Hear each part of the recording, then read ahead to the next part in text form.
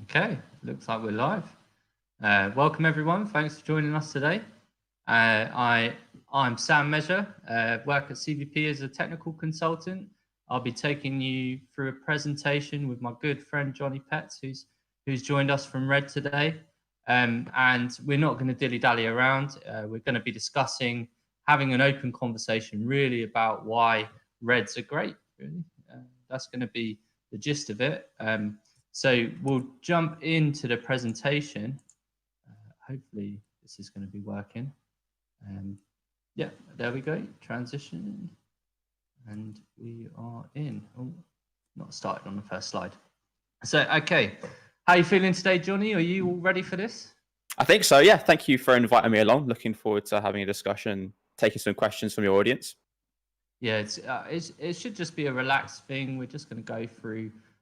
We have a presentation to guide us, but this is going to be a conversation between me and Johnny. Just a little background on myself.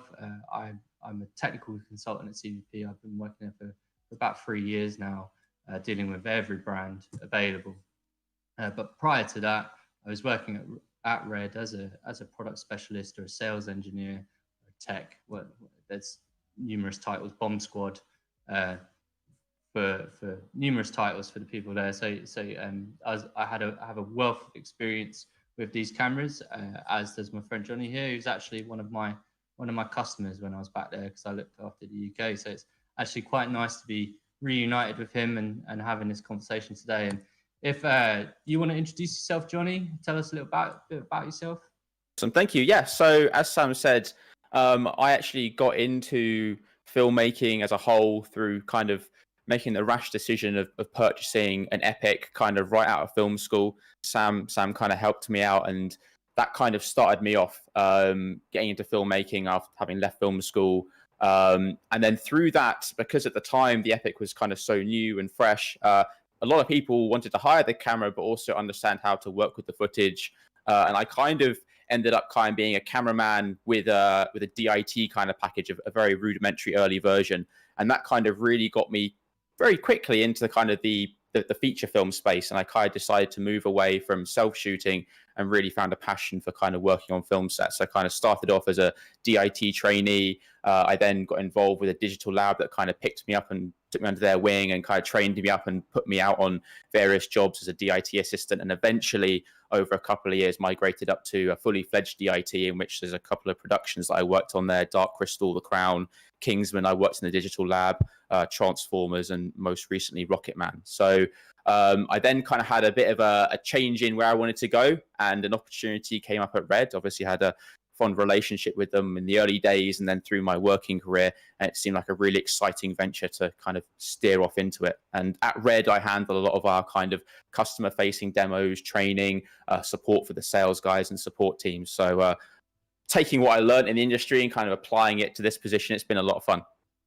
It's a bit of a funny transition as well. It's gone from me kind of phoning you up and telling you about all of the new products to now you phoning me up and telling me all of the so there's a role reversal. Role reversal, yeah, exactly. So Johnny, do you want to tell us what we're going to cover today? So we're going to kind of go over 3 kind of generalized topics, but as opposed to being as much death by PowerPoint, I think we really want to go into just me and Sam kind of discussing our experiences and kind of why. So we're going to kind of go over the current camera ecosystem and sensor ecosystem. We're then going to go through Red Code RAW and IPP2, 2 things which really help Red stand out from the crowd. And then finally, we'll go into some reliability discussions, some of the places the cameras have kind of really been thrust into, and some of the really high-end productions trusting Red products to get them high-quality images. Yep, and I think also we're going to be covering kind of the key features of Red cameras, Red Code RAW, IPP2, why they benefit their camera series, and why they make cameras so great, really. And then reliability, the cameras are rock solid, and we'll be talking about why they are and how they are. Yeah. So let's start, because this has always been a subject that's brought a bit of confusion to a lot of people. Red's naming systems for some of their older bodies as well as their new bodies. So do Johnny, do you want to break that down quickly so that everyone's got a base knowledge of? Sure. So to kind of keep it short, red basically has a body type, so the what the features of the body, and then the sensor name inside of that. So, for example, what we're looking at today, DSMC2 is the physical body that houses the sensor, and then you basically choose the sensor. So kind of one of the things that I'll probably reiterate a few times is kind of thinking of it like sensor stocks. So, hey, I want to have my Kodak or my Fujifilm, and I'm putting it in this film camera, the Panavision, the Arton, those kind of things. And that's kind of a really nice way to think about it. The slide we've got up here, just to kind of quickly summarize what DSMC2 is about. It was basically the idea to simplify that kind of naming scheme and unify all of the bodies, because previously different bodies would have different feature sets, frame rates, ProRes options. And this was basically, hey, let's strip all that away so people aren't getting confused about what a Scarlett W can do, what an Epic W can do, and just say, hey, I want this sensor and this body, and then all the functionality is essentially the same across the whole lineup. Yeah, and that's definitely made it a lot easier for the end users to see, and not just necessarily like it's mainly about the specs, unifying the specs, because there used to be Epic Ws and Scarlett Ws and Epic Xs and Scarlett Xs, and there were subtle differences in frame rates and the ProRes formats and what those cameras could do.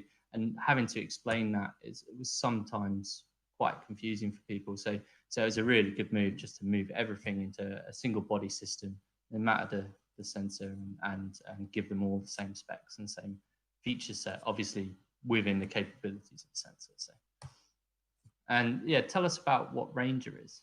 So Ranger is kind of an evolution of that. So DSMC2 is known for the fully modular system, configure it any way you want. But through a lot of feedback from shooters and also rental houses, they wanted a robust all-in-one system, kind of moving away from the modularity and have everything built into one machine. So they know that, hey, when I'm prepping this camera, when I'm going to this rental house, I know exactly what I'm going to need when I configure that body, because some rental houses need different, but they'll purchase different modules, different cables. And when you're bouncing between them or doing a cross hire, it's like, oh, I've got a different module now. Whereas a Ranger, you know, every time you hire it, what to expect. And as a result, a couple of key things to improve reliability and stability have kind of been built into the Ranger philosophy. Literally lens, battery, media, and you can essentially start shooting. And I suppose this isn't a replacement for DSMC2. It's an all-in-one body for a rental house that they know that also when they're sub-renting between other rentals that they're always going to get. So it's a nice thing for them. But the nice thing about DSMC2 has always been the way that people can build it out exactly to what their needs are. Maybe that's not the perfect circumstance for a rental company because there's always different bits, but for an owner op, it's brilliant being able to just pick and choose based on the feature set you need. So, yeah, do you want to talk about the lineup of Ranger sensors? So just like with DSMC2, you can choose the sensor you want in terms of Monstro, Gemini, Helium, or Dragon X. In Ranger, you can choose from the Monstro, the Helium, or the Gemini sensor. So you can kind of have this really nice A/B configuration of a Monstro Ranger and a DSMC2 Monstro that can be in a gimbal on a drone, a running gun, maybe rigged inside a car. So there's fundamentally no real differences apart from the body. You're not getting any compression ratio differences or extra frame rate. So it's literally just the sensor and the look is the exact same, just the body and the functionality around that body. And actually one of the things that it's a real shame that when I was working in the industry, we didn't have this camera yet, because when I was working on Dark Crystal, we had basically configured our DSMC2 to be exactly like the Ranger. And one of the big things that would have been great to have at the time was the increased power capacity of the camera. So it runs on a 24-volt system. And on film sets, when you've got so many accessories, that would have been great, because when we were on Dark Crystal, we were really at that upper echelon of the power delivery. But having Ranger for those guys that have so much plugged on, it's just so helpful.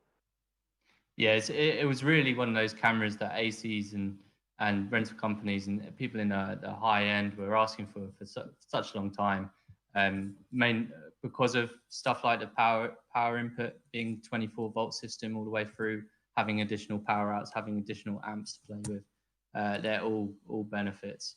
And another one being the thermal performance. I know that when I worked on a short film way back when, we were all crammed into a tiny room at the heat of summer. We had sound guys and me, the director of photography, actresses, actors, all in a small bedroom with windows shut so that we couldn't hear everything outside.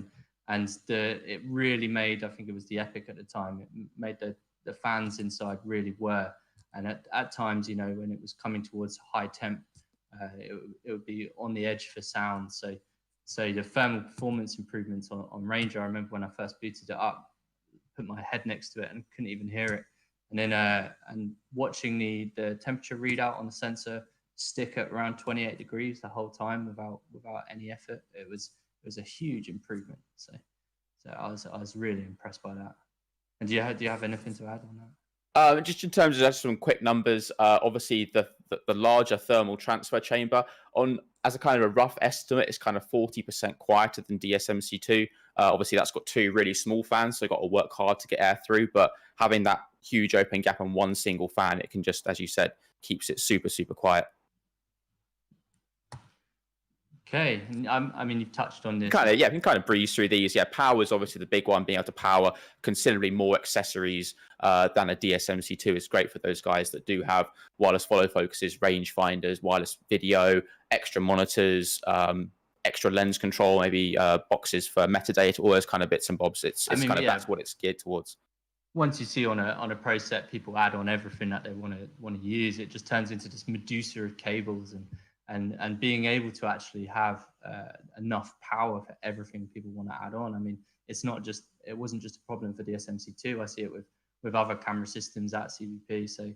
So power distribution is actually really important for the high end, making sure you've got enough amps being put out to power everything that people want. So. Sam, you've frozen. Can you just restart your camera on off and on again? Oh yes, for sure. Sorry. But the next slide you pinged up there, in terms of the integrated I/O, that's kind of obviously fairly obvious there. The Ranger, by having an integrated body, you know the inputs and the outputs you're getting. It's essentially the same as the production module. So I've got a production module here. You've got all your SDIs, your run, stop, your gen lock.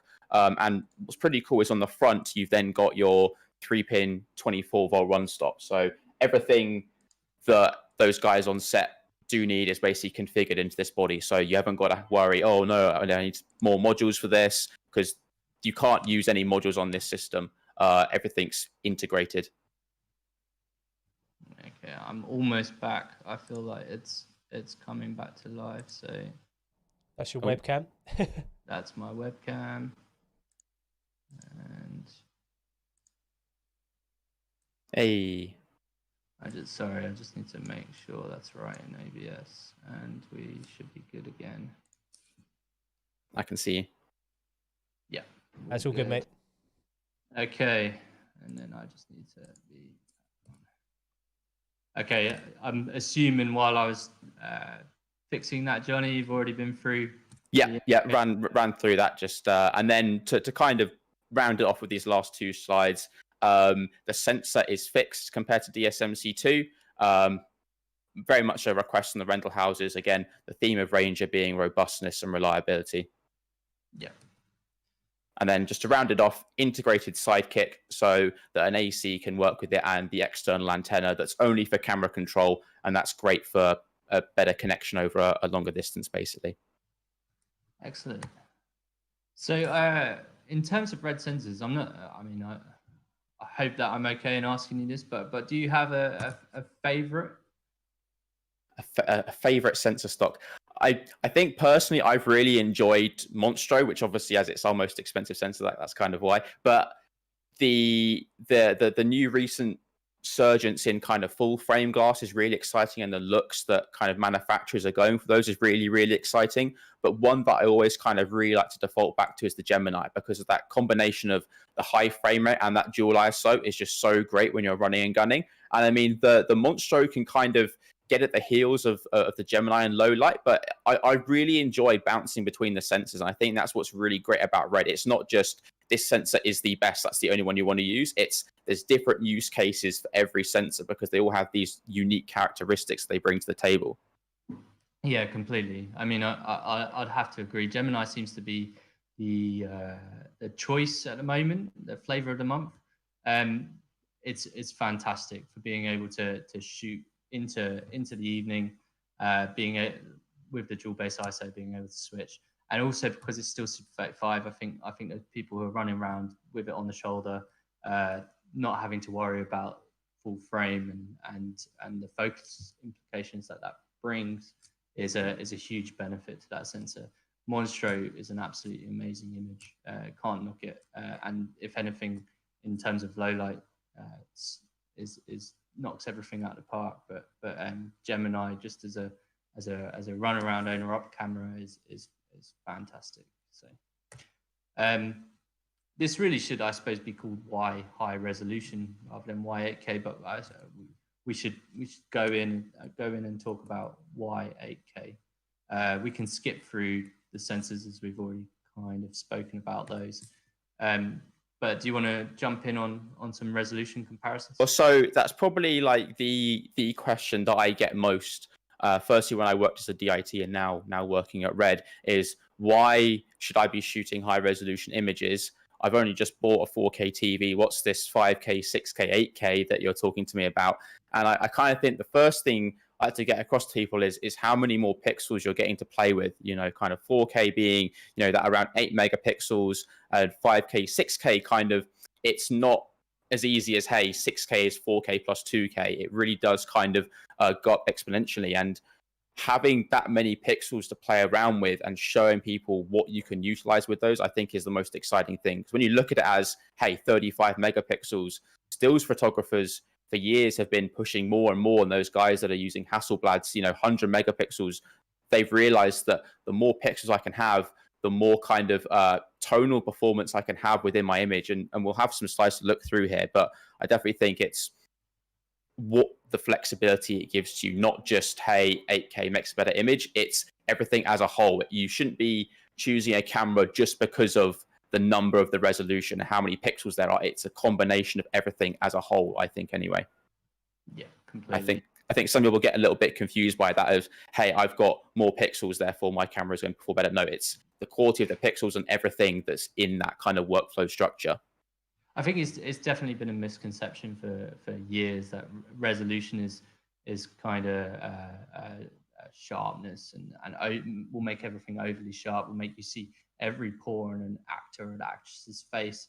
But it's really more about detail. It's about smoothing everything out. And I know that you'll be talking about that more in a minute, but it's kind of a hangover of where we were from those HD cameras when we upgraded from SD, and everything was overly sharpened and it just looked pretty awful, really. And this isn't the same thing, you know. It's a resolution can bring massive improvements in terms of how everything's perceived. So one being this, another benefit being this ability to crop. And I don't know about you, I hear a lot of DPs saying, oh, I don't necessarily want the editor having control over my images, being able to crop in post, and I completely understand that, crop or reframe, but what advantages are you seeing people use? I know I'm seeing a few people use it for different things, but where are you seeing it being used? I mean, it's definitely a valid comment that, hey, with all this resolution, the editor might think he can start changing my shot. But actually, having now seen more of the post side of things, having now been at Red, DPs and directors are really enjoying that flexibility of those multiple extractions. So the example here that is obviously fairly obvious is the ability to crop in and get kind of multiple frames if you're at the end of your zoom and you can't quite get there. Obviously, especially in the form of wildlife, where that action may only happen once. You may only see that white Bengal tiger come out once, or that snow leopard come out once, and being able to get in and get a different perspective on that, and not have to diminish and go below 4K and still have a fantastically detailed image is really, really cool. And moving on from that, not just from a, hey, getting kind of two shots in one, it's actually kind of, I kind of think of it as the Fincher style, because he kind of popularized it at Red, at least, is being able to not necessarily fix your shot, but refine your shot. You know, when we're on set, we haven't always got the time to get that camera move exactly perfect, because editors are always going to choose performance over camera. So he's always stabilizing, making sure those eye lines are dead on, the horizons are perfect, because when we're on set, we haven't always got time to nail it every single time. Yeah, I mean, he's a complete perfectionist. I mean, I hear things about him stabilizing dolly shots, which is just crazy. The amount of post-processing he's adding just for something that's already pretty smooth. But yeah, back to your wildlife comment, I think that is really important, because I'd say helium's probably the most popular sensor in wildlife because of the resolution and sensor size. Full frame's not really taken off in wildlife as much yet, but I do see some people using Monstros and some Geminis, so it's not, helium's not the only sensor, but that combination of 8K and Super 35, so that they can still use their existing CN20s and have that ability to punch in when even a 50 to 1000 is not long enough, or build a pan or a tilt or a digital zoom, you know, is invaluable, especially for that sort of work where, as you say, you're never going to be able to capture the same thing twice, and you might have been waiting 2 months for that behavior to happen. So one thing here that's also pretty cool, kind of moving on from wildlife a little bit, is as now more and more people are kind of shooting double aspect ratios. What I mean is you're shooting your 16:9, and then during that same commercial or bit of corporate work, they want, hey, can we have the social media 9:16 as well? And by having that amount of resolution and kind of physical height, you can really shoot both at the same time and not have to cut and then turn the camera 90 degrees and re-get it again, saving time. You can make sure you get the performance that you want and have that flexibility, because at 8K, we've got 4:320 on the height. So yeah, you've got so much to play with. You can have both in one, basically. And these days, when advertising agencies are asking for Snapchat and Instagram, a TV ad campaign and some stills, you know, at least as well, you've got a high resolution starting point, and then as you're cropping in, it's not some a stills photographer coming in at the end of a commercial and firing some stills off. It's being all pulled from the same video, so there's synergy between the assets, and that's really important, I think. So yeah, I suppose more on why. Do you need to cover anything here? I suppose we've probably. I mean, with this slide, it's just kind of clear to see really how, in a practical sense, what 8K is giving you over HD and 4K. Seeing that tonal difference, and one thing that I don't think gets touched on too much is those depth cues. So what we're seeing here is at HD and 4K, we're not necessarily getting the perception of the ridge and the rocks and then the shrubberies kind of having depth, because our eyes feed off depth. That's, you know, when we were evolving in our early years as humans, when we're running away from tigers or trying to see what's in the shrubs, and you know, when we're kind of running, we can look down and visualize, you know, something we may trip over, and that's kind of how our eyes work. So 8K it's not giving you more depth, but the illusion of that depth, because you're utilizing the, you know, lens to its fullest, which I know kind of seems a bit weird, but lens manufacturers build in these lovely chromatic aberrations into lenses. Lens manufacturers are starting to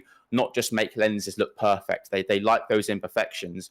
And when you've only kind of got, let's say, HD, a couple of pixels to get that bit of aberration, having more pixels in post for then that tonal depth and flexibility, it's really going to give you a lot to kind of play with. Definitely.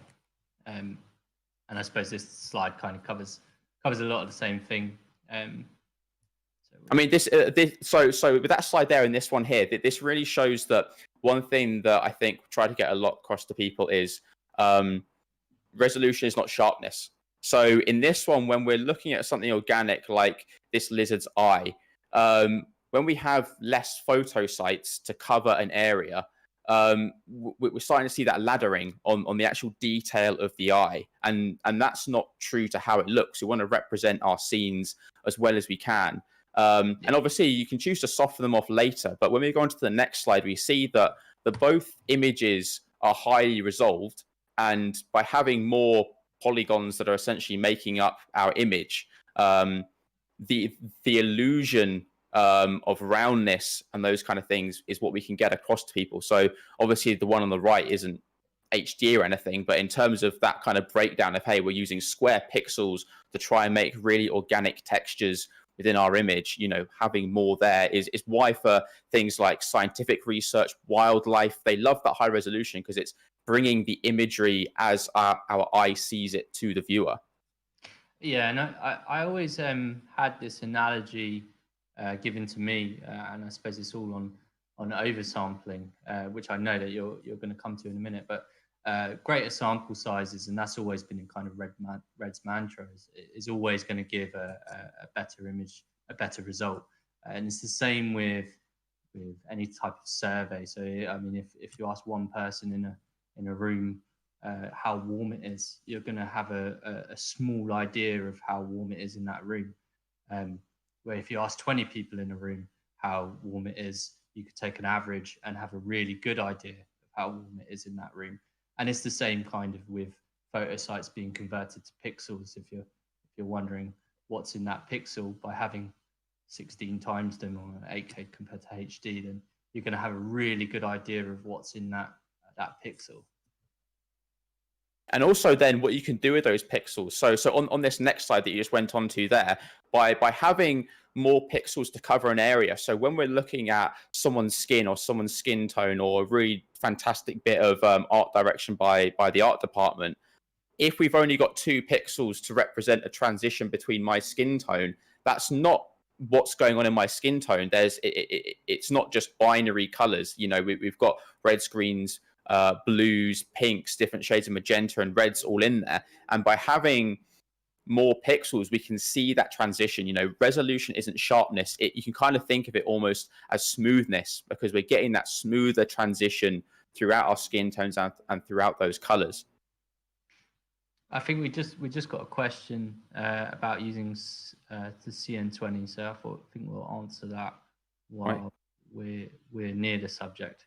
It really depends on what you're doing. I mean, the question is would it be better to shoot at 4.5K HD to get rid of any vignette with a CN20, or would it be better to shoot at 5K HD and have a frame guide to shoot within the non-vignette area? So really the question I'd ask back is what frame rate do you need to shoot at? Because 5K HD is going to be maximum at 96, if I remember correctly. And 4.5K HD is going to be maxed out at about 100, as far as I remember as well. So if you need that extra few frames a second, then you'll want to drop down to 4.5K HD. If you want to stabilize the shot in post, you're probably better off shooting at 5K HD and setting a frame guide. Really, I mean, you're going to see the vignette at 50 mil, but that might be gone by 75. So depending on how zoomed in you are as well, you might benefit from the greater resolution. I'd always advise to shoot at a higher resolution where possible. And if you don't need the frame rates, just stay up there. The only time to drop down really would be for the frame rates. Would you agree, Johnny? No, yeah, I think so as well. Again, obviously it's all workflow dependent, and you know, if you're shooting that 5K and then going from vignetted to not vignetted, how much are you happy creatively to have a vignette in there? In your grade, a lot of people put vignettes in anyway. Can you kind of hide that into your grade potentially? But yeah, what you said is it all depends if you need frame rates, I think. So this slide here is kind of leading on from that multiple extraction, but I just kind of wanted to give like a practical example, because we're not all a David Fincher, and we haven't all got access to have multiple cameras for every single shot that we want to do. You know, lots of us are one-man bands. We're doing corporate work, music videos, short films with just one camera, and often it's just you and potentially an AC or just you doing it. So in this specific example, hey, we're mounting the camera to the vehicle and the sun's going down. We've only kind of got a couple of takes to go.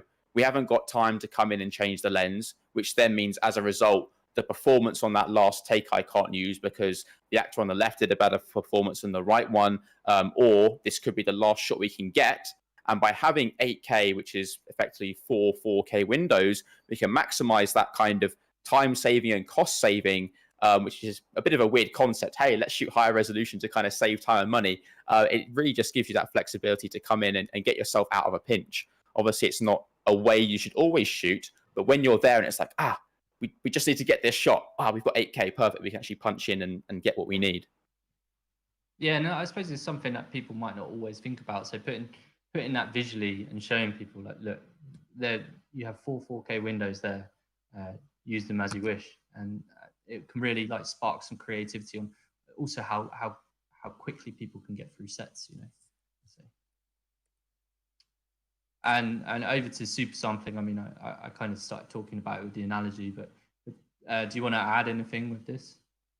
I mean, just like with this image, you know, there's always a lot of people that are kind of debating, hey, do I need higher resolution for my acquisition format, which is just HD or 4K anyway? But, you know, it's always better to have more of something than not. You know, it's far easier to subtract than it is to add. So in this instance, by having all of that information, we can use that to interpolate it down into a smaller form factor. And a lot of people at this kind of level start to feel a bit weird about downsampling. But effectively, we're always doing it. You know, if you go look at like someone like Hasselblad's Instagram, 100 megapixel cameras, and the images on their feed are absolutely amazing. You know, we're doing it anytime we take a photo on our phone that's a 16 megapixel image and we're viewing it on our screen. Everything's always being downsampled. And I think the kind of the results in that sense really do speak for themselves. When we look at this example here of 2K upscaled, obviously upscaling, we're adding, that's never good to do. Native 4K, but 8K downsampled, having all that information to create a fantastic output, I think is really, really exciting. And as you say, I mean, the downsample there is not adding any sharpness. It's only adding detail. It's really going to be your lens or any sharpening that you're applying. It's going to be adding the sharpness. So, and I think that's something that really important for people to remember is that the also, you can start to get away with a little bit more in the shadows. So if you're in a bit of a tight spot where you're losing the light and things maybe in the shadows starting to get a little bit grainy, when you're downsampling that, it doesn't actually physically shrink the pixels, but you kind of think of it as, hey, we're taking that, and as a result, we can hide a little bit more in those shadows, which for a lot of people is going to be a lifesaver than having grain there. And I've had that debate with someone before, because it's almost like this false perception of increased dynamic range because you're seeing more detail in the shadows because of the higher resolution. It almost seems as though you've got more dynamic range because of it, and because you've got much more detail there, so you can push it just a little bit further, which is fantastic. So this is actually a video. I mean, I don't know if it will play. It basically just shows the differences between 2K, 4K, and then 8K downsampled. So I don't know if it will play or not. I think we'll skip over that because we haven't tested that through. So yeah, just press again, it will start playing. There we go. And then finally, just the redeliverability. So I always speak about film on this one. You know, back in the day, they would scan with the best possible technology they had at the time. And then as scanning improved, they've got more and more deliverables. Now, you can't rescan a digital image, but because we're utilizing an 8K image for a 4K or a 2K deliverable, 8K screens are coming about. I think Samsung and LG already announced 4 or 5 that are coming out this year. So we've had, the Helium since 2015. People who have been shooting 8K since then, they can redistribute and resell this 8K content as soon as this resurgence in 8K panels kind of comes through, which as a content creator, being able to make more money off something that's already done, that's only going to benefit you, especially when Netflix and everyone do that little switch that goes boom 8K. Your content's going to be plastered front and center, as opposed to nope, now you're no longer 8K super, whatever they're going to call it, super HD compliant. Well, yeah, I mean, is anything to be able to charge that little bit more money, isn't it? So being able to pitch that to a producer is absolutely perfect. So, and then one of the key features of the camera, I suppose, and what's been there from the beginning is, and what was so exciting even about the Red One was bringing high resolution RAW.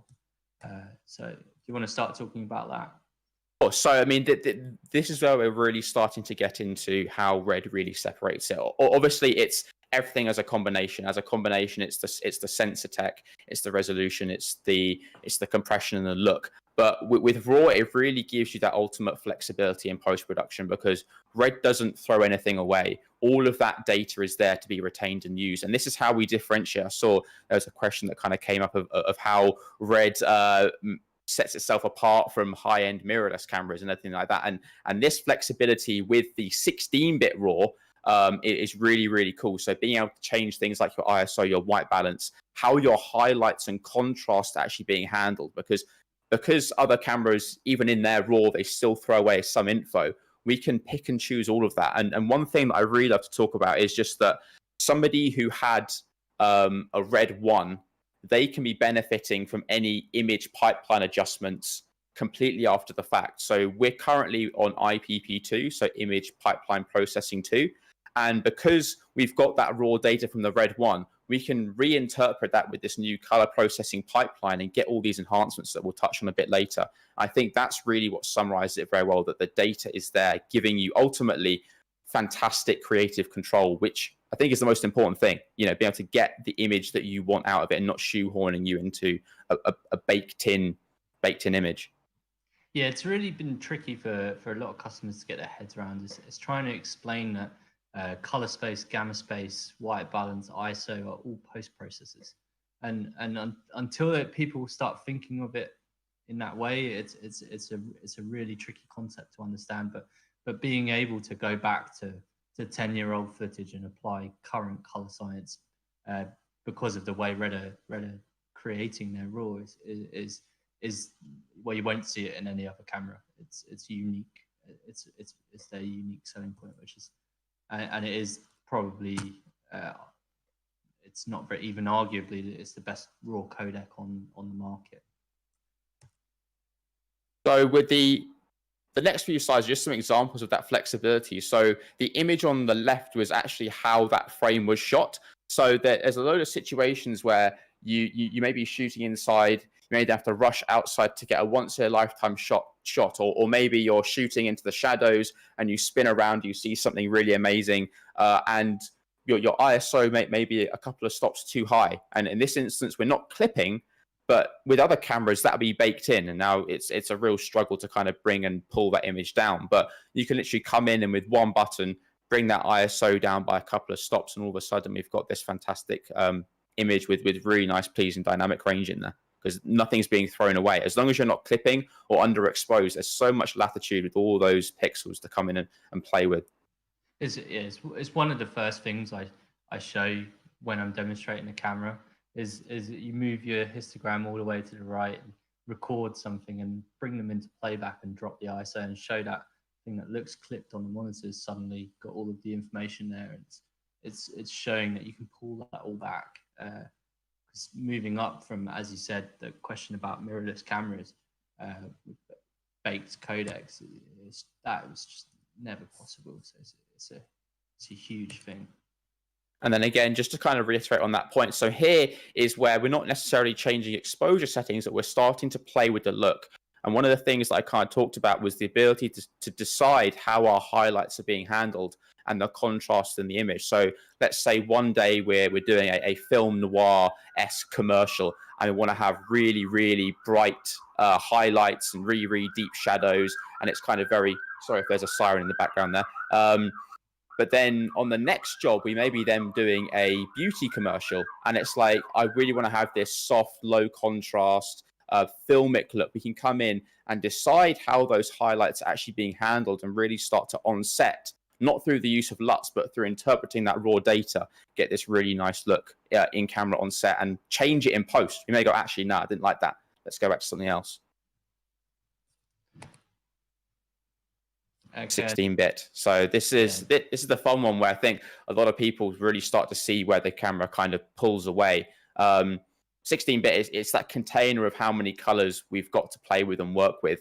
And this image shows it again in that discussion of high-end mirrorless cameras versus Red. Well, how raw is your raw, and what is your container? 8-bit versus 16-bit. That flexibility to come in and push and pull everything and get the subtle gradations in skin and sky and things that our eye pick up but sensors can't always do. And then on the next slide, we actually see some numbers kind of in relation to that. So we've got either trillions, billions, or millions of colors it's always better to have more than less, you know, to be able to, from a DIT standpoint, come in and really pull out the look that the DP wants, come in there and go, oh yeah, I really want to take a bit of green out of that light and kind of push a little bit into the skin and kind of have that flexibility that I think gives you ultimate creativity to make your image unique. There's a lot of cameras that have a look to them, and that's fantastic. If you want to go for that, that's perfect. But I really love the concept of every job do something different and try something new and make that image stand out compared to anything else that you've done. And I think that's Red's kind of standpoint. Resolute with high resolution, high bit depth. You know, it's trying to give you the best base starting point, and we're seeing that as a trend across the industry is trying to give you the best base starting point possible, so that you have complete creative control to draw that back. I mean, we see lenses with magnetic rear filters so that you can start messing them up, and it's kind of the same camera side that you start with your absolute best that you can do and just mess it up as much as you want. I think there's been another question. Is there a big practical difference between 12-bit and 16-bit RAW? Johnny, I mean, in terms of the numbers, yeah, I mean, kind of looking at this one between trillions and billions, but it really depends what you're shooting. You know, if you're shooting something that's incredibly bland, the actual differences between a 16-bit and a 12-bit, there's not much difference there. But if you're doing loads of really vibrant commercials or the specific film that you're working with, like for example, on Dark Crystal, there's basically no human flesh tones in there. All of these creatures have very different skin tones to them, purples, pinks, some are more glossy than others, all these different things. And that's really where it starts to kind of pull away with what you can do with that and the flexibility in post. And I think when people go and kind of move up through the ranges in bit depth that their camera can do, there's really so much that you can really play with. You know, when you're doing visual effects work and you're trying to do a key on an eye, having all of those tones and colors in there to key that information in there and push it and pull it wherever you want. I do think that there are a lot of practical differences between utilizing the container of the camera. And I mean, it says a lot that Red's been one of the go-tos for VFX shots for, you know, the past 10 years, that 16-bit RAW and high resolution, all of that information for an artist to play with and be able to key properly. That's where you see quite a big difference, as well. Maybe not so as much in the real world, but in terms of once you're getting into computers, definitely. If you search online the Mindhunter VFX reel, that's a really fantastic use case for everything we're talking about here today, from the resolution, the raw codec, and how they're able to pull keys from, you know, we're trying to pull a key on some grass.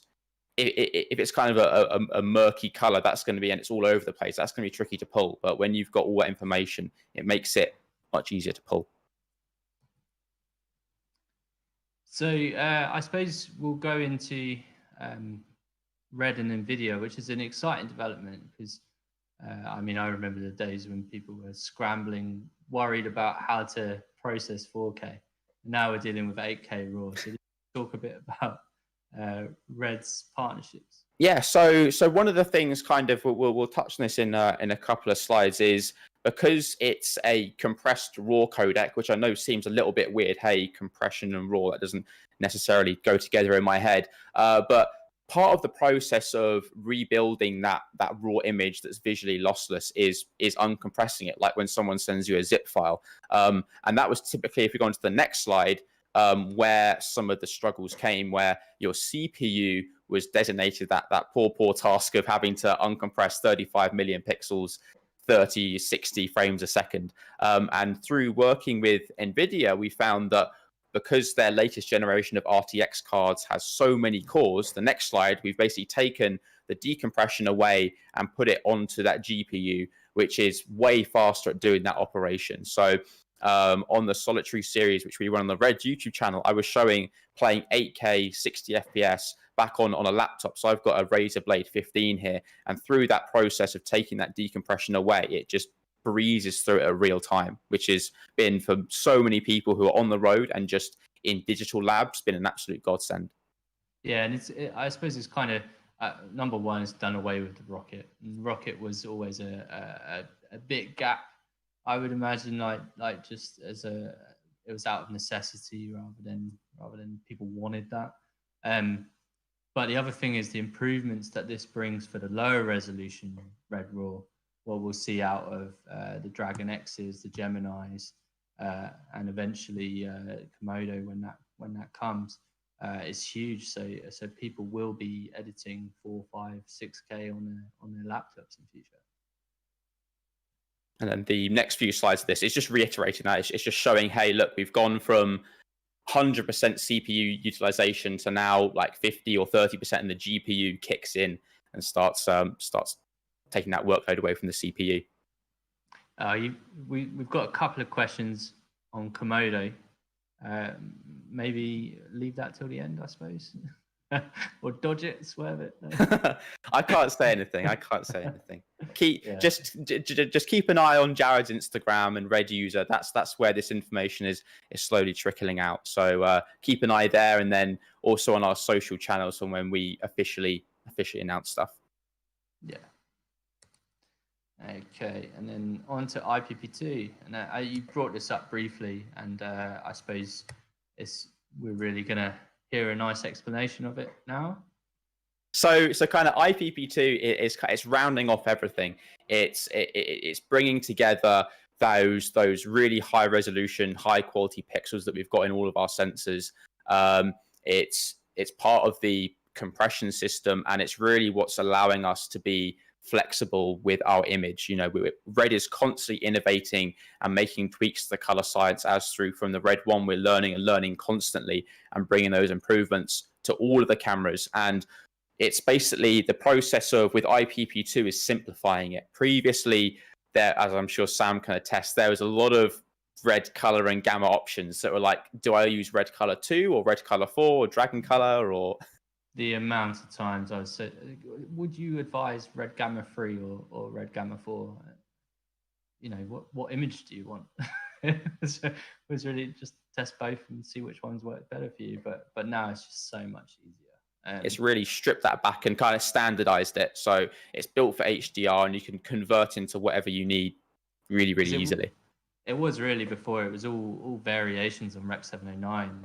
And now what IPP2 is doing is really simplifying the red workflow. I suppose you're and then this is so this is basically the breakdown of how that's working. So that kind of first box where I'm talking about raw, at that point that's when the image data is being saved. So with other cameras and other sensors that kind of do raw, some information will already be baked into that. So we can actually see the ISO, that gain being applied is quite far down that initial pipeline. Whereas with some cameras, the light comes in, they hit the sensor, ISO and certain processes happen, and then it's saved. So that kind of stuff's basically baked in. But this really shows how we're able with other cameras to completely update them to the latest pipeline. So if something else comes out later down the line, we've still got those ones and zeros, and we can start to reinterpret them. And one of the cool ones with IPP2 specifically was the new demosaicing algorithm. So I know previously I said resolution isn't sharpness, but with this specific update, you've got a slightly sharper image because of that demosaicing algorithm. As we kind of go through it, the green section is the creative element that happens. So that's when your LUT and your CDL values get applied. And the final bit along the bottom with the blue is those output transform functions. So how our highlights are being handled, which gamma space, which color space are we viewing in? Is it Rec 709 or HDR? And that's where you can really bounce between them. So if you want to go, boom, straight into HDR, there's no LUTs or anything you've got to do. It's just, hey, now reinterpret everything in these parameters, which is why it's been simplified for use in high end and also for you as a normal shooter. And I mean, it's a really nice way to work. It's very similar to an ACES workflow, just for specifically to Red. So all of their sensors are brought into your unified color and gamma space, and then you've got your creative grade secondary, and then your reference transform as your third part. So, and that's a very similar step by step to ACES, and it's just a much nicer way to work than what was previously being done. And as you said, with your creative LUTs, you can then easily just change the output transform between SDR and HDR you don't have to build all new LUTs and everything. It would just... Yeah, it's truly making the LUT creative. Whereas previously you've got to have your creative bit, and then someone online has done some sort of Rec 709 for you. The camera does that all for you. Just make your creative LUT, and that's completely independent to everything else. Again, just kind of summarizing the showing it off the gamma space. Yeah, it's broad. Already covered that. So yeah, red wide gamut, I suppose, is just like a camera RGB, and it's huge, all encompassing, and then you're mapping down again. Red just starting from a huge base point and building in smaller.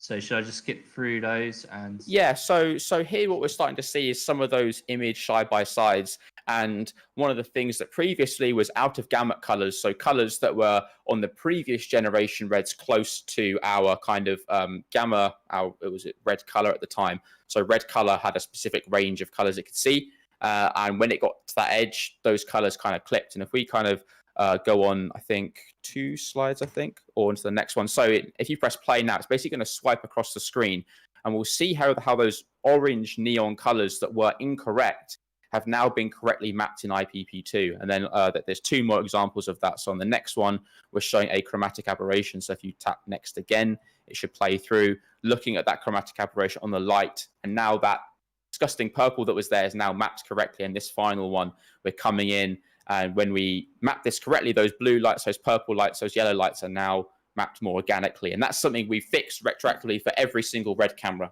that's ever shot RAW before. And going forward, the enhancements that you're getting. So always working to improve the image. And then finally, just a breakdown of, hey, look, this is the iteration of the spread of the intensity of colors. You can kind of see how with Dragon Color 2, why those blues are particularly so vibrant in some of those, but now mapped nicely and evenly. It was always the way where if you had saturated blues, saturated purples, you'd tell people don't use Dragon Color 2, use Dragon Color 1 or it back 1, because that kind of handled them better. But IPP2 now it's not a choice between 2 different color spaces anymore. If you're in different situations, it's just one. It's much easier, much simpler, which is much better for end users. And this is, again, it's kind of leading off how we're making those changes in camera and in post to our highlight roll-off. So I think the slide after this actually shows a side-by-side of, hey, look, this is on our left, this is our film noir-esque look, where we're looking at those little bits of hair where the light is hitting it. And when we've got a hard highlight roll-off, it's not clipping, but it's making it very, very bright, which from a creative standpoint could be really awesome. But then on the left-hand side, we've gone for a completely opposite look, all through interpreting those 1s and 0s before there's any grading.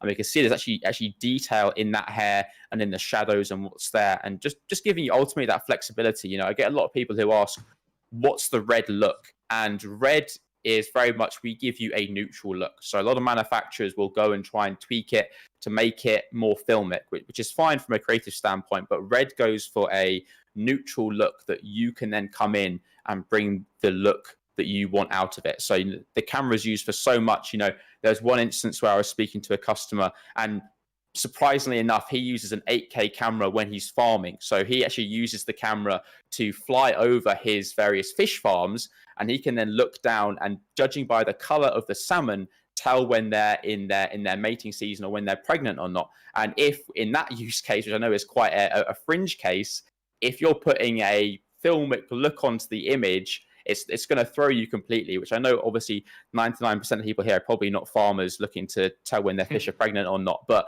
in that sense, yeah, it's giving you what Johnny, you're maybe. If there's anyone in the chat, sound off. I'd love to speak to you. But you know, starting with that neutral look, that is how our eyes are seeing it and how the light actually is to then come in and tweak it. Is what I would say the red look is, very neutral, allowing you to move in any direction that you want to. So, yes, again, another key selling point of red code, compression. We've kind of touched on it, but I suppose this is my favorite bit. I think from my DIT days, this is always the bit that the argument that always went on was the DP wanted to go helium or Monstro and wanted to shoot 8K, and the producers just go, "You're saying 8K to me. You're saying 8K," and numbers just start churning in their head.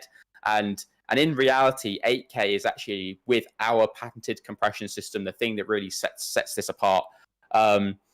So uncompressed 8K raw, 5,000 megabytes a second. That's going to fill up your card in a minute. There's no director that can get their take, and the AC probably won't even get in to clap the board in time.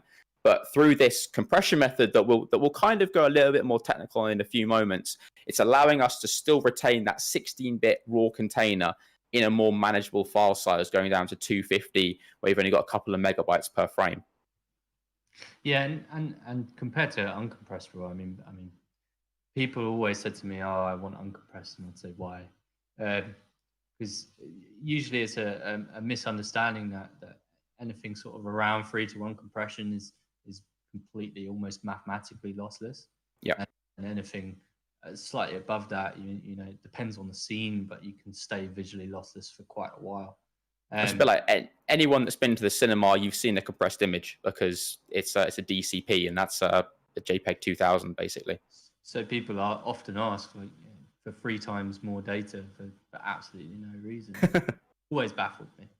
And then the next one is where we're starting to get a little bit competitive here and kind of showing, like, hey, how does that add up compared to everyone else? Because people always like a bit of a comparison. So it's kind of come swinging in here. And, you know, looking at ARRI RAW, that kind of 4.5K, 500 megabytes a second, that's 4 times less resolution. But you can see there, Monster 8K for basically double the cost. And, you know, the flexibility we're getting within that to kind of push, pull, move around. 4K, that starts to kind of fall apart. Obviously, we kind of got the Venice getting kind of very close there. But again, that's only kind of coming in at 6K. We can see the Dragon X there coming in with really manageable file sizes. So, weirdly enough, if we actually go on to the next slide, you can shoot 8K and save money, which is a bit of a weird concept. That when I show you this slide, this was basically from a Netflix streaming show that I worked on. We shot for 11 months. We shot 8K, and over the course of that time, is about 764 terabytes. Had we have done that with the other echelon of cameras, so the 65 shot at 6K uncompressed, 2.6 petabytes. That's tens of thousands of dollars more. Or if this is over the course of somebody owning a camera over their lifetime who stores all their footage. Even with ARRI's latest HDE codec, which is slightly smaller than their fully ARRI RAW uncompressed, even then, still a few hundred terabytes more, and still a few hundred terabytes more than Sony's XOC and ST, their slightly less compressed codec. Which for those guys that do worry about the storage, you're getting all of these benefits while effectively saving money and not having to spend as much. And you can use that money on more accessories and another lens set maybe from your producer. You can say, hey, look, I can save some money here and I can get some more kit here. Yeah, I mean, the amount of data being pushed down the chain is always just going to be an expense. And it's all I suppose the fear is always from the post house. It's like, at first, they're always, how are we going to manage this? How are we going to manage 8K for our systems? How are we going to manage this amount of data? But once you start breaking down the numbers, it seems a lot more manageable. It's a lot less daunting. And this one is probably the most technical that I'll get today, just for those guys that do like a little bit of technical know-how and a little bit of sprinkle of information. So how are we able to achieve this raw image and have the file size is so small? And that's where we're utilizing wavelet compression. So this is a very broken down example. There is a lot more people who are way more intelligent than me that could probably give the maths behind it. But the way that I just show it is with the images on the left. You can kind of think of basically a signal kind of going through the camera, and each of those red lines is kind of a data point. So hey, I'm a car, I'm this color pixel, I'm that color pixel. And as you start to add those in a sequence, we can start to create the wavelet in compression, and that wave is basically our image. And you can see here that those final 3 images going from middle to bottom, although we're adding more data, we're not getting any more definition out of our wave. And effectively what's happening is, as you're increasing that compression, we're removing those data points, and the compression algorithm is looking at what it can take away to still rebuild that exact same wave at a very kind of basic level. So we're able to have a visually lossless image as close to kind of 3:1, which as Sam mentioned, is kind of for our eyes, then we can't see. And it's not all swings and roundabouts. There are some slight changes that will happen to your image. So if you kind of go from a 5:1 to like a 15:1 compression, the areas that you'll start to see some differences are in high frequency areas. So in the shadows, for example, because realistically, the wave will be going absolutely crazy like this. It won't be a nice smooth wave. Random noise is quite nasty for compression anyway. Exactly. So in those noisy areas, you may see a little bit more texture in there, but the area you'll kind of really notice it. And if you go onto red.com and there's some sample R3Ds at high compression, areas that have that really high frequency, you'll start to see a slight softening. And that's different to kind of a lot of other compression methods, which are kind of macro blocking, where like with a JPEG, you'll see these physical blocks of kind of color just get clumped together. Wavelets don't really work like that. And that's, I think, as technical as I will get before we start melting. We don't want people to start falling asleep. And I think then the biggest question leading on from that from Red users is then, which one should I be using? Which compression should I use? Because there's 5 to 22:1. And fundamentally, it really depends on your deliverable, really. The sweet spot is going to be 5 to kind of 10:1. Netflix approved spec being I think it's 6 to 8:1. But basically, you can see on this graph that, hey, if we're doing web TV around 6:1, if we're doing online content or phone content, we can really start to get away with a bit more compression. And if you need more space, if you're doing a VFX shoot, green screen, yeah, least amount of compression. But if you're doing a sit-down interview or something where you need an hour, 2 hours, 3 hours on the card, it's fine to get away with that, because through your own tests, I implore people to do, you'll see that there really is very little difference between something like a 5 and a 12:1 compression. Oh. Sorry, I glitched out a bit there. Hopefully it's all still good. Yeah, no, I just wanted to add to that, like, because a lot of people would ask me the same question: what compression ratio should I shoot at? I'd always say to them, just favor resolution. More compression on a higher resolution image is going to look better than lower compression on a lower resolution image. And you'd be surprised how much you can push it. As you said, high frequency detail, random noise are the things that trip up compression. So if you haven't got, if it's well exposed and it's not a very high frequency detail shot, you'd be surprised how much you can get away with. But I'd always just say to people, shoot tests, watch those tests on the delivery medium. So if you're going to be projecting it on a massive cinema screen, shoot a test, project it, because that's what's going to tell you where you're going to be happy with your limits on compression, unless Netflix tells you. And the analogy you used earlier, where it's very relevant here, where it's always better to sample from more people. So if you're doing a survey, it's better to ask 10,000 people than it is to ask 10 people. So having more pixels to sample into that compression algorithm, it's just going to work better. Yeah, exactly. So on to reliability. Awesome. Yeah. So I think there's a video in here, so we just have to tap through the video. So if you tap once and then again. The short clip we just saw there was from a bit of content on our YouTube channel. And I think reliability is a very important thing when you're using any camera, because you want to take it into any environment and know that it's going to perform to capture the images that you're paying a lot of money for.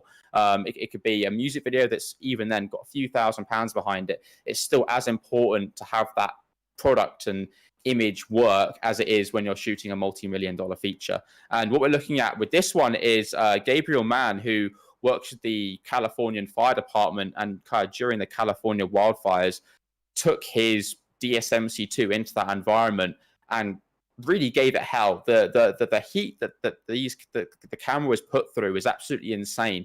And one really cool thing that he brings up during this specific content is that every other camera that he's bought along with him, stills cameras that are kind of made of plasticky bodies, other systems, overheated, and he couldn't actually use them. I know we talked earlier, Sam, about how the camera does get quite loud because it's trying to get it's trying to get as much cool air through the body as possible. Because of how well the body is built, it can take a little bit of stress. You know, going into this environment, you can be confident that the camera will perform. And I think that's arguably as important as everything else we've talked about, because we could have all the best features if the camera never actually worked. Yeah, and I mean, in environments like that where critical sound isn't going to be used, you know, they're not going to have someone being interviewed there and a mic right up to them. The fans can be, and I've really pushed the cameras pretty hard in heat before, so and yeah, they've never really missed a beat. So, and then I suppose talk about cold situations as well. Then literally the straight flop of that as well. We've got Marcel Manson here, who took the cameras in minus 40 degrees. What's cool is with DSMC2, there's actually a slight heating element put on the back of the sensor to make sure that you can get up to temperature a bit quicker. So in this environment, that's where those kind of changes are really going to come in. And again, you can use it in crazy hot environments if you're shooting in the middle of the Arabian desert, or if you're going into the freezing tundra of Canada or Alaska or something. The camera is going to perform in those wild environments. But on the next slide, not everyone's filming in these crazy environments. There's a whole host of productions that have entrusted Red technologies, everything from the resolution to the compression, the workflow, and to trust that the camera at the end of the day is going to capture the images that are on this list that is going off the slide here, of just, you know, those people that wanted to utilize it, create their images and create the look that they envisioned. I think this is Red's biggest staple at the moment. Some of these shows that are just absolutely amazing and have such distinct, amazing looks. Just to point out a few, the morning show is absolutely stunning. Mindhunter has one of my favorite looks that someone's really gone to town with. And then Guns Akimbo, which is kind of cut off there, is really someone that's gone to town with the vibrancy and the color kind of in the image as well. I mean, there are such different looks that are created from the single system. I did want to come back to the cold as well, because while I was at Red, I was assisting in production that was going down to minus 40, and it's just the small things on the camera, like having cableless monitoring, which doesn't seem like a huge thing, but cables going brittle and breaking once you're getting down to that sort of temperature is massive. Like, you can't really have those, and if cables do break, then you're left without a way to monitor. So, and with modules as well, say a BNC goes down, whoop, new module straight on. You haven't got to send a whole body away to get that repaired. You can just swap that over, boom, we're back shooting again. You're not going to be sending stuff away from Antarctica once you're there. No, you're trapped. Okay. And then that kind of summarizes why people choose Red, I think. So I did want to come back to the question. There were a couple of questions about Komodo. We can't really answer much until it's fully released, but it does ask, will it support E-mount, which we can answer is a no. E-mount's got an 18mm flange depth, and it's using an RF mount, which is 20mm, so it's physically not possible. That's probably the one that we can answer. But I suppose, Jake, do you know if there are any other questions that have come in? No, that's pretty much everything that's come in so far, mate. Okay, what do you usually do at the end of these? Should we hold for any Q&As or? I mean, we can do. Is there anything else? I mean, yeah, guys, let us know if there's any questions. We'll give you like a couple of minutes. Is there anything else you guys want to quickly chat about in the meantime? I just want to find out more about Johnny's day. How's it going there? It's good, yeah. Just chugging along. I was kind of looking forward to this, so it's always nice to, especially with you. We have a bit of a history, so it's cool to always catch up and kind of see what each of us is doing. It hasn't really felt like just a presentation. It's just felt it's been a bit more sort of friendly and I don't know. I've for a while I forgot I was on camera. Just looking at you, zoned in, and just having a conversation with you. So it's been quite nice. I mean, that's kind of one of the big reasons why I really kind of thought about leaving, because as a DIT, I really did kind of fall in love with the technology. I kind of started off really wanting to get into cinematography, kind of bled over into the more technical aspect, and being able to be around this tech and have discussions with people like you, it's kind of really what I enjoy. I think it's really cool that Red pushes that and encourages that as well. Yeah, it's helping people find solutions. It's always, because people call me up and say, "Oh, I need to do this, and this," and it seems impossible at first, and you find this weird way of actually making it happen. So someone's asked, is it worth buying a used red camera, or is it smarter to buy a new one? Personally, it depends on which used red camera, in my opinion. The Epic Dragons, I think it's harder to get parts now. They announced that there's Red have stopped repairs. That's right, Johnny? Yeah, that's correct. Yes, that's going to EOL. Yeah, so everything before an Epic Dragon and before is harder to get repaired. So personally, I'd say if you are going to be buying through the used market, it's better to buy something that you're still able to get fixed. I mean, not necessarily. It's just for that peace of mind. Anything that's basically got a weapon designation or a DSMC2 designation, that's kind of the current generation, and you can easily upgrade as well. It's something we didn't really talk about. It is that somebody who purchased a Red one way back when, Red has upgrade paths. So if somebody gets into a Scarlet W or Raven or something, you can move up into anything else. A monster, if you really wanted to, you would make that big old leap, send it into us or through CVP, and you can get credit back for that and get into something new without having to go online and sell it on some dodgy website. So he was looking at getting either a used Raven or Gemini specifically. No, either of those would be fine. I mean, you'll be able to transfer it into his own name and even get an extended warranty on it, things like that. So, yeah, I wouldn't say that would be any issue. Just as always with used kit, just make sure that it's a verified seller if possible. Do your due diligence. It's online sales aren't always as secure as going through a company. So. Cool. I mean, we've got no other questions, so we can leave it there if you guys want. And then, if anyone else has any questions in the stream at the moment, you can just leave them on the on the YouTube video, and one of us will get to them. I don't know how many people are watching, but thank you to the 5 of you who are. I think it peaked out around 56 people, and I think it's been consistently around 40 throughout the whole time. So it's good, mate. Yeah. Again, thank you so much for joining us, everyone. And any other questions? Thanks, Johnny. Thank you for having me. The time. Really appreciate it. Thank you. I'm sure I'll talk to you very soon.